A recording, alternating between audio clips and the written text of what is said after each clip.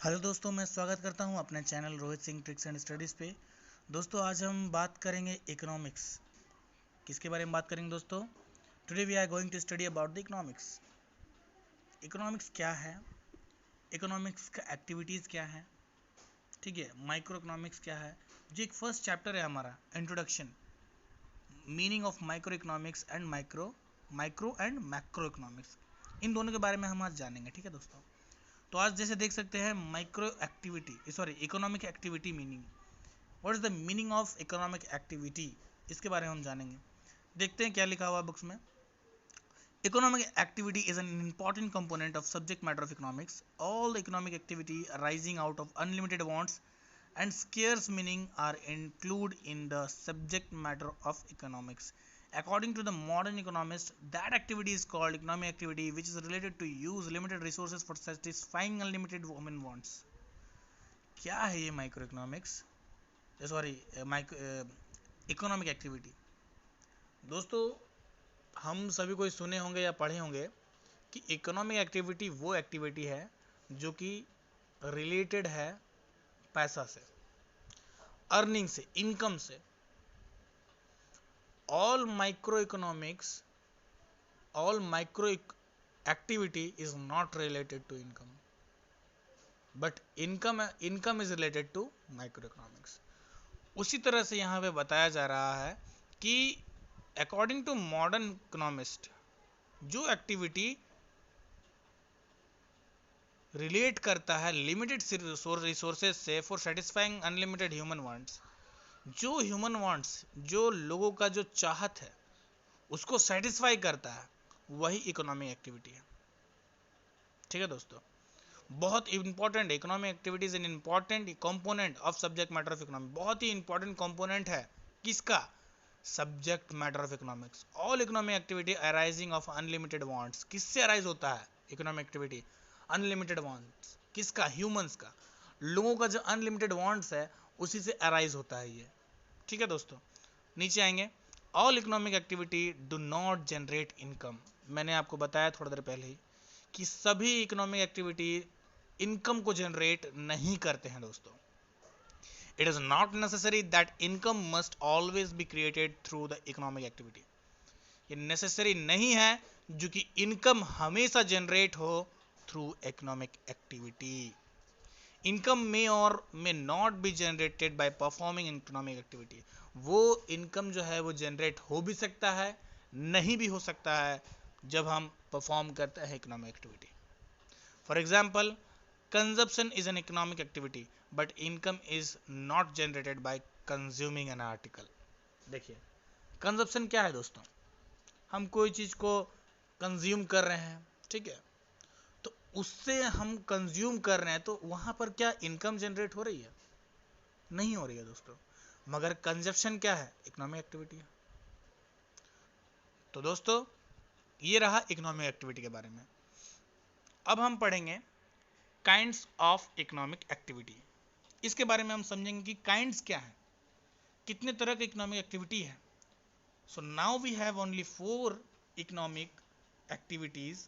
First is consumption, second is production, and third is exchange, and fourth is investment. One by one हम discuss करेंगे। Consumption, what is consumption? Consumption is that economic activity in which unity of good and services is consumed for satisfying various individual collective wants. क्या है जो हम consumption क्या है? Consumption वो economic activity है जिसमें हम यूटिलिटी और गुड्स एंड सर्विस को कंज्यूम करते हैं। किस किस चीज के लिए? अपने इंडिविजुअल सेटिस्फैक्शन के लिए, अपने वांट्स के लिए। Just like eating food, drinking water are more and more example of consumption. अब कुछ भी अगर कंज्यूम करते हैं, that is economic activity and it is also part of economic activity. Consumption क्या है? It is a part of economic activity. Okay दोस्तों, दूसरा क्या है? प्रोडक्शन। प्रोडक्शन क्या है भाई? What is production? Production is that economic activity which is associated with adding the utility or value in goods and services. Stitching the cloth after cutting it by the tailor is an example of production activity. देखिए production को हिंदी में उत्पादन बोलते हैं, कि उसको हम produce कैसे करें। तो प्रोड्यूस किस तरह का इकोनॉमिक एक्टिविटी है, वो एसोसिएट करता है, यूटिलिटी को ऐड करता है वैल्यू और गुड्स में, वैल्यू और गुड्स और सर्विसेज को ऐड करता है, बनाता है। अगर बनाएंगे नहीं तो लोग खरीदेंगे नहीं, खरीदेंगे नहीं तो उनका लिमिटेड जो वांट्स है वो पूरा होगा नहीं। तो प्रोडक्शन भी इकोनॉमिक एक्टिविटी है। जैसे कि कोई टेलर जो है स्टिचिंग कर रहा है the cloth after cutting it by the tailor, बना रहा है, प्रोडक्शन कर रहा है। क्या कर रहा है टेलर? एक प्रोडक्शन कर रहा है, शर्ट पैंट बना रहा है, that is called a production. वो बना रहा है, प्रोड्यूस कर रहा है, और उसको फिर जो लोगों के द्वारा है वो उसे कंज्यूम करेगा, लेगा, यूज करेगा। ठीक है। एक्सचेंज क्या है देखिए, what is exchange? Exchange is that activity in which good or a factor of production is sold or bought, and this transaction is usually made in money. This activity of exchange is also called as price determination. देखिए exchange क्या है? Exchange ऐसा activity है जहां goods और a factor of production, जहां बन रहा है, फैक्टर हो रहा है, बन रहा है, प्रोड्यूस हो रहा है। ठीक है। फैक्टर ऑफ प्रोडक्शन इस ये रिलेटेड है सोल्ड और बाउट, खरीदा या बेचने से रिलेटेड है, खरीदने या बेचने से related. And this transaction is usually made in money. ये जो ट्रांजेक्शन है, ये जो आदान प्रदान है, ये यूजुअली मनी मतलब कैश में, पैसा में होता है। ठीक है। This activity of exchange is also called price determination. ये जो एक्टिविटी है इसको हम प्राइस डिटर्मिनेशन भी कहते हैं। जो प्राइस डिटर्मिनेशन है वो दो भागों में बांटा गया है। क्या है? Price determination can be divided into two parts. पहला क्या है? Product price. सेकंड क्या है? Factor price. दोनों को हम डिस्कस करेंगे। क्या है प्रोडक्ट प्राइस में? क्या कहते हैं? It deals with the price determination of goods in various market situation like perfect competition, monopoly, imperfect competition. क्या है?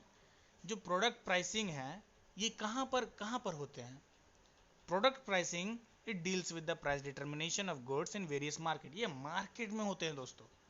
जब आप मार्केट चैप्टर पढ़ोगे, मैं पढ़ाऊंगा, मार्केट चैप्टर है हमारे। जब हम मार्केट पढ़ेंगे तो वहां पर वेरियस टाइप्स ऑफ मार्केट हैं, टाइप्स ऑफ मार्केट है। तो ये मार्केट में होते हैं प्रोडक्ट प्राइसिंग। जैसे परफेक्ट कंपटीशन मार्केट है, मोनोपोली मार्केट है, इम्परफेक्ट कंपटीशन है। तो ये तीन जो है ये टाइप्स ऑफ मार्केट है, मार्केट में प्रोडक्ट का प्राइसिंग होता है। सेकंड क्या है? Factor pricing. फैक्टर प्राइसिंग क्या है? What is factor pricing? It is related to the price determination of factor of production. In other words it deals with the price determination of land, rent, labour का wages, capital का interest and entrepreneurship profit. Factor pricing is also known as a distribution. क्या है दोस्तों? सीधी तरह से हमें ये बता रहा है जो फैक्टर प्राइसिंग है वो रिलेट करता है फैक्टर ऑफ प्रोडक्शन से। कहां प्रोडक्शन हो रहा है? ये डील करता है लैंड से जिस पर हमको रेंट देना है, लेबर से जिसको हमको वेजेस देना है, कैपिटल से जिस पर हमको इंटरेस्ट देना है, और एंटरप्रेन्योर्स का प्रॉफिट से भी रिलेट करता है। जैसे factor pricing is also known as a distribution. ये डिस्ट्रीब्यूशन होता है, हर चीजों, हर लोगों में बंटता है। एंटरप्रेन्योर को प्रॉफिट मिलता है, कैपिटल पर इंटरेस्ट देना पड़ता है, लेबर पर वेजेस देना पड़ता है, लैंड पर रेंट देना पड़ता है। डिस्ट्रीब्यूशन होता है। ठीक है। तीसरा क्या है? चौथा क्या है? इन्वेस्टमेंट। हमने एक्सचेंज को डिस्कस कर लिया। चौथा क्या है? Investment.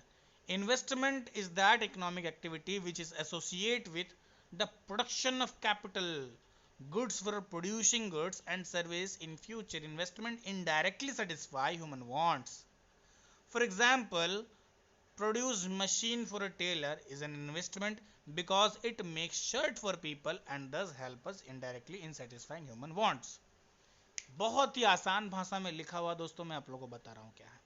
Investment is that economic activity. Investment वो इकोनॉमिक एक्टिविटी है जो एसोसिएट करता है प्रोडक्शन ऑफ कैपिटल गुड्स।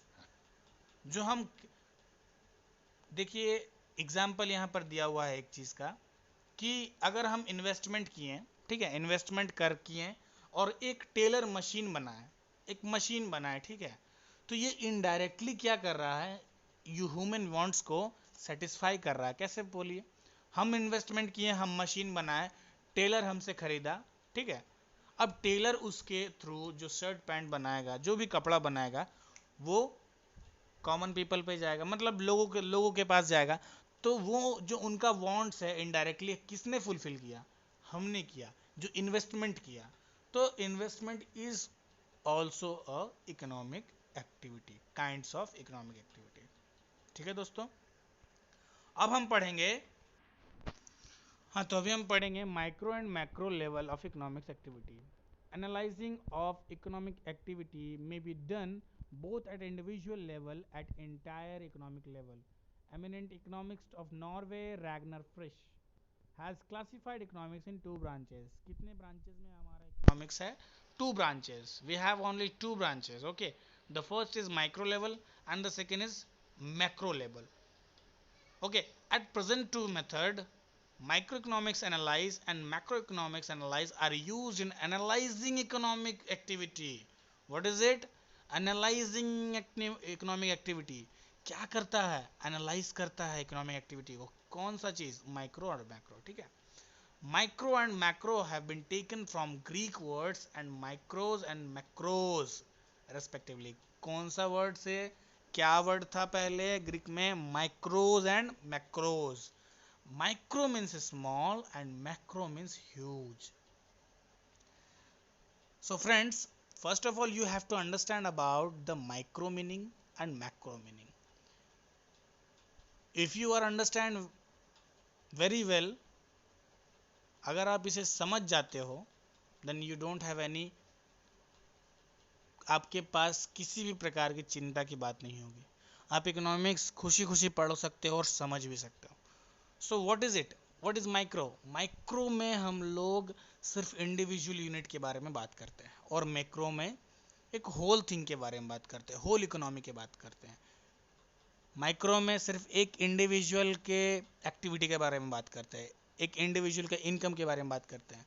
मगर हम मैक्रो में पूरा होल, पूरा हमारा कंट्री से रिलेटेड नेशनल इनकम जैसे जीडीपी हो गया, ये सब जीएनपी हो गया, ये सब सब हमारे मैक्रो में आएगा।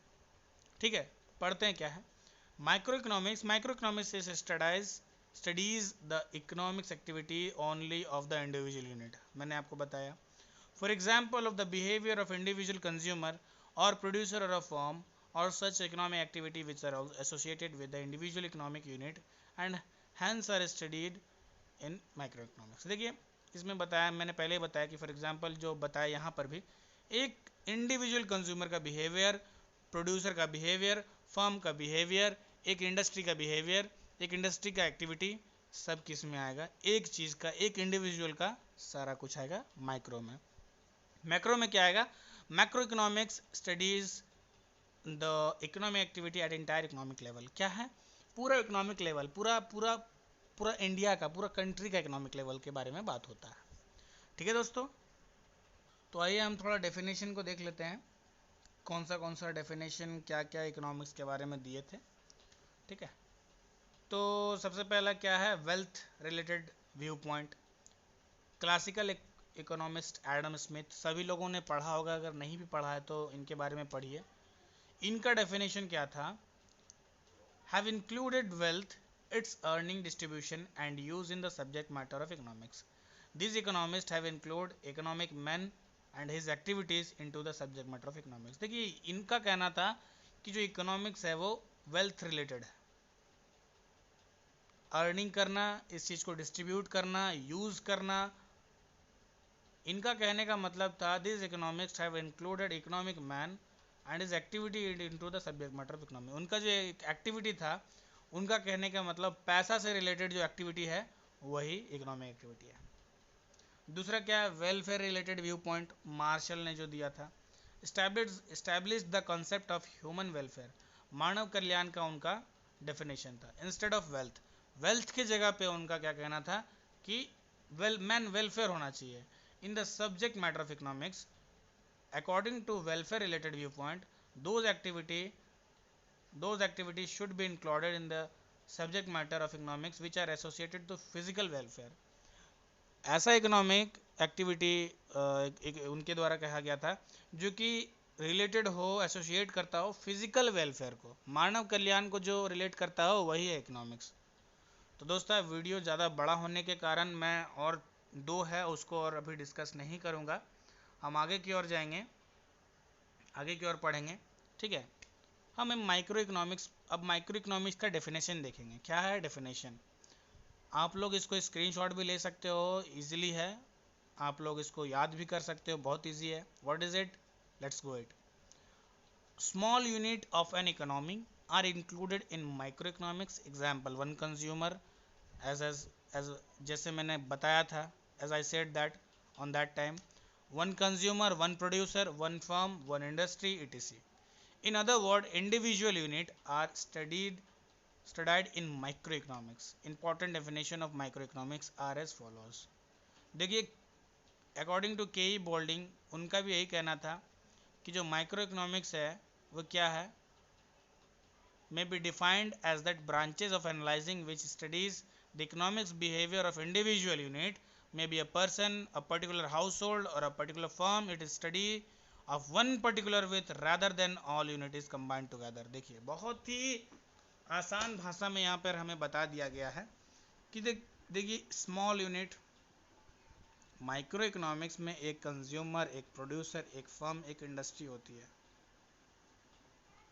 जो इंडिविजुअल यूनिट के बारे में बात करती है। केई बोल्डिंग का भी यही कहना है कि जो इंडिविजुअल यूनिट है कोई भी हो सकता है, एक पर्सन, एक पर्टिकुलर हाउस होल्ड, एक पर्टिकुलर फर्म। जब हम इन तीनों के बारे में बात करेंगे, इन पर्टिकुलर चीज़ों को, एक इंडिविजुअल यूनिट के बारे में बात करेंगे, तो this is called micro economics. ठीक है दोस्तों, और when we read about macro economics, अब हम आएंगे मैक्रो इकोनॉमिक्स में। माइक्रो इकोनॉमिक्स का डेफिनेशन देख लिया हमने, अब हम देखेंगे macro economics. So what is it? Macro economics is another important branch of economic analysis. Macroeconomics studies such aggregates which represent the entire economy, like total employment, total income, total production, total investment, total saving, total consumption, aggregate demand, aggregate supply, general price level, etc. The term macro in English has its origin in the Greek term macros, ठीक है, which means large, huge. In the context of macroeconomics, large means economy as a whole. Thus, macroeconomics is defined as that branch of economics which studies economic activity, including economic issue or economic problem at the level of economy as a whole. देखिए बहुत बड़ा definition हो गया, मैं short में आप लोगों को बताता हूँ फिर से। देखिए मैक्रो इकोनॉमिक्स में हम रिलेट करते हैं बहुत सारी चीज़ों को, इंटायर इकोनॉमी। जैसे अभी हम लोगों ने लास्ट में पढ़ा, इसमें इंक्लूड क्या क्या है, इकोनॉमिक इश्यूज और इकोनॉमिक प्रॉब्लम भी इंक्लूडेड है, जो पूरा इंटायर कंट्री के अंदर, होल कंट्री के अंदर होता है। ठीक है, जैसे कि हम देख रहे हैं यहाँ total production, total income, total investment. अगर पूरे कंट्री में टोटल इन्वेस्टमेंट हो रही है उसके बारे में हम बात कर रहे हैं, उसके बारे में पढ़ रहे हैं, तो it is related to macro economics. Total production के बारे में हम बात कर रहे हैं तो it is related to macro economics. Total saving के बारे में बात कर रहे हैं हम, तो जो सेविंग्स है पूरा वो भी क्या है, टोटल सेविंग, जो पूरे कंट्री का सेविंग्स है वो भी मैक्रो इकोनॉमिक्स के अंदर आता है। Total consumption, aggregate demand, aggregate supply, ये दोनों टर्म्स भी मैक्रो इकोनॉमिक्स से रिलेटेड है। ठीक है, तो when we read about the huge entire economy, whole economy, that is related to macro economics. ठीक है, डेफिनेशन पे अभी नहीं जा रहा हूँ, नहीं तो बड़ा हो जाएगा। ठीक है, अब आगे की ओर बढ़ते हैं। तो दोस्तों अभी हम लोगों ने पढ़ा माइक्रो और मैक्रो के बारे में। मैं एक चीज़ आप लोगों को बता रहा हूँ, it's a very what I can say, it's a very interesting. आप लोगों को सुन के और समझ के बहुत मज़ा आएगा। देखिए saving of individual and society, इसके बारे में हम पढ़ेंगे। ये कभी कभी पूछता भी है क्वेश्चंस। मैं जितना भी बता रहा हूँ दोस्तों, सब एग्ज़ाम पॉइंट ऑफ व्यू बता रहा हूँ। इसमें बहुत सारे ऐसे चीज़ें हैं जो कि मैं छोड़ा हूँ, वो एग्ज़ाम पॉइंट ऑफ व्यू नहीं होती है। जो एग्ज़ाम पॉइंट ऑफ व्यू होती है इस चैप्टर से, वही मैं बता रहा हूँ। और ये चैप्टर है आपका चैप्टर 1 इंट्रोडक्शन का। आप चाहे इकोनॉमिक्स 12 पे कर रहे हो या सेमेस्टर 1 पे कर रहे हो, चाहे इकोनॉमिक्स आपका सबसिडियरी सब्जेक्ट हो, आपको ये चैप्टर रेलेवेंट है, आपको ये चैप्टर पढ़ना ही होगा। ठीक है, चलिए स्टार्ट करते हैं। Saving and individual and society क्या है? From individual point of view, ध्यान से पढ़ेंगे। From individual point of view, saving is a virtue, but if all people in an economic start saving, it shows the negative impact of the economic, because समझे क्या बात है? देखिए, अगर individual point of view आप देखेंगे, saving बहुत अच्छी चीज़ है, but if all people in economic start saving, अगर सारे पीपल सेविंग स्टार्ट कर देंगे तो it shows the negative impact of economic, negative impact पड़ेगा इकोनॉमी में अगर सारे लोग सेविंग करना स्टार्ट कर देंगे। वो क्यों, वाई? देखिए हम पढ़ेंगे यहाँ पे एक चार्ट जैसा बना हुआ है, उसको पढ़ेंगे। मोर सेविंग, ज़्यादा सेविंग का मतलब less consumption and less demand. क्या है दोस्तों? अगर हम पैसा जमा करेंगे तो कंज्यूम करेंगे क्या? सामान खरीदेंगे क्या? डिमांड करेंगे क्या? किसी चीज़ का डिमांड करेंगे? कोई चीज़ परचेज करेंगे? नहीं करेंगे दोस्तों, क्योंकि अगर हम करेंगे तो हमारे पास सेविंग ही नहीं रहेगा। मोर सेविंग अगर हम करेंगे, सारा पैसा 10,000 कमा रहे हैं, 9,000 रख दे रहे हैं, 1,000 का खाना खा रहे हैं, पर अब पूरा परिवार को 1,000 में चला रहे हैं। कुछ भी नहीं है घर में, लाइट नहीं है, बिजली नहीं, कुछ भी नहीं है, कोई टेंशन नहीं है वो सब चीज़ का, सिर्फ सेविंग कर रहे हैं। सब अगर ऐसा करे, बिजली विभाग क्या हो जाएगा? बोलिए। सब लोग अगर कंट्रोल वाला चावल खाएं, 1 रुपया वाला, बाकी और कुछ ना खाएं, तो चावल जो बिक्री कर रहे हैं, चावल का जो प्रोडक्शन हो रहा है, उनके पास कहाँ से पैसा आएगा? कोई खरीदे ही ना तो। यही बात है दोस्तों, अगर सारा पैसा हम सेव करें तो इकोनॉमिक प्रॉब्लम हो जाएगा, बहुत भारी इम्पैक्ट पड़ेगा इकोनॉमी में। ठीक है, इसका मतलब क्या है? Decrease in production. अब जब उनके पास पैसा आएगा नहीं तो प्रोडक्शन क्या करेंगे वो लोग? चावल बिका नहीं, जो कंपनी है वो क्या करेगी? प्रोडक्शन को कम कर देगी। चावल बिक नहीं रहा, झूठ मूठ का हम बना के क्या फ़ायदा? प्रोडक्शन कम हो जाएगा, उसके बाद एम्प्लॉयमेंट भी कम हो जाएगा। आपको क्या लगता है कि अगर एक दिन में 100 बोरा का चावल पैकिंग हो रहा है, बन रहा है, तो वैसा ह्यूज अमाउंट में उसको लेबर भी चाहिए। अब दिन भर में 10 को करना है तो बाकी सबका तो एम्प्लॉयमेंट ख़त्म हो गया और इनकम भी घट जाएगा। क्योंकि खरीदेगा ही नहीं तो इनकम क्या होगा? घट जाएगा। अगर हम खरीदेंगे तभी ना, जब हम मतलब जब मेरा सामान बेचाएगा तभी ना मेरे पास इनकम आएगा। अब जो लेबर थे वो हट गए, जो नया, जो 10 बोरा के लिए जो लेबर है उनको भी इनकम मिलेगा, मगर उनका भी कम हो जाएगा, क्योंकि सेलिंग नहीं है मार्केट में। इसीलिए दोस्तों ये बहुत ही बड़ा इम्पैक्ट है। एप्रीहेंशन, अब भी पढ़ेंगे, एप्रीहेंशन ऑफ बैंक डिपॉजिट। देखिए बैंक डिपॉजिट क्या? If an individual withdraw money from bank, it create no danger, but if all people withdraw the amount simultaneously, the banking system will fail. The above situation signify macroeconomics paradoxes, which implies what is true for individual is not necessarily true for the whole of economic system. समझे?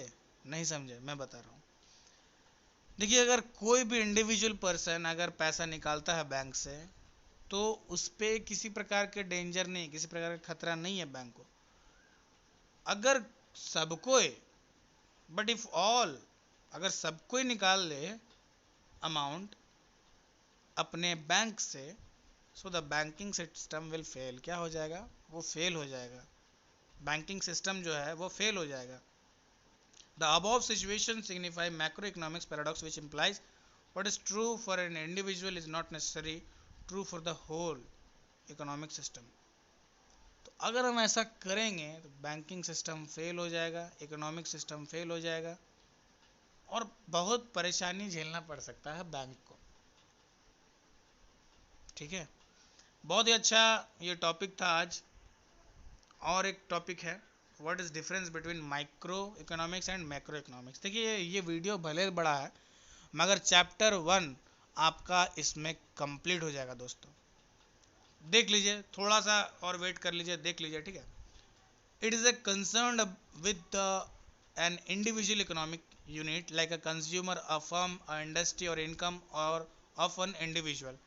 Micro economics में क्या कहता है कि ये एक consumer, एक firm, एक इंडस्ट्री और एक इनकम के बारे में बात करती है, ठीक है। बट माइक्रो इकोनॉमिक्स में क्या है, it deals with aggregate of economic such as national income, aggregate expenditure, total employment, general price level etc। दूसरा में क्या है, it based on the assumption of full employment. क्या है इसमें, ये बेस्ड है, अजम्पशन है, अज्यूम कर रहे हैं फुल एम्प्लॉयमेंट का। बट इसमें it is based on assumption of under full employment of resources. Resources के साथ हम फुल एम्प्लॉयमेंट का अज्यूम कर रहे हैं। तीसरा क्या है, it is based on the assumption of other thing being equal. This analysis is the based on partial equilibrium. तीसरा कहता है, this is based on general equilibrium analysis. तीसरा कहता है। चौथा क्या कहता है, it's objective is to study the theories related to optimum distribution of resources, optimum distribution of resources। चौथा इसमें क्या कहता है, मैक्रो में क्या कहता है, its objective is to study the theories related with full employment। इसमें क्या है, theories related है with full employment। उसमें क्या था, optimum distribution of resources। पांचवा क्या है, its nature is comparatively easy। Macro में क्या कह रहा है, it's nature is comparatively complex. इसमें इजी है, उसमें कॉम्प्लेक्स है। It has main instrument of demand and supply. इसका सबसे मेन इंस्ट्रूमेंट क्या है, डिमांड एंड सप्लाई। इसमें क्या है, its main instrument are aggregate demand और एग्रीगेट सप्लाई और एग्रीगेट सेविंग और एग्रीगेट इन्वेस्टमेंट भी है। सातवां क्या है, it is also known as a price theory. ये क्या थ्योरी है, प्राइस थ्योरी है, प्राइस से रिलेटेड है। सातवां इसमें मैक्रो में क्या कहता है, it is also known as a income and employment theory. Macro किससे रिलेटेड है, इनकम और एम्प्लॉयमेंट थ्योरी से। तो दोस्तों ये वीडियो अगर आप लोगों को अच्छा लगा हो, ये एक तरह का फुल चैप्टर 1 का आपके इसी के अंदर से क्वेश्चंस आएंगे। जितना भी आपका क्वेश्चन से रिलेटेड था, जितना भी exam point of view related था, मैंने सारा कुछ इस वीडियो में बता दिया। भले एक आधा घंटा का वीडियो बन गया हो मगर आप इसे ज़रूर वॉच कीजिए।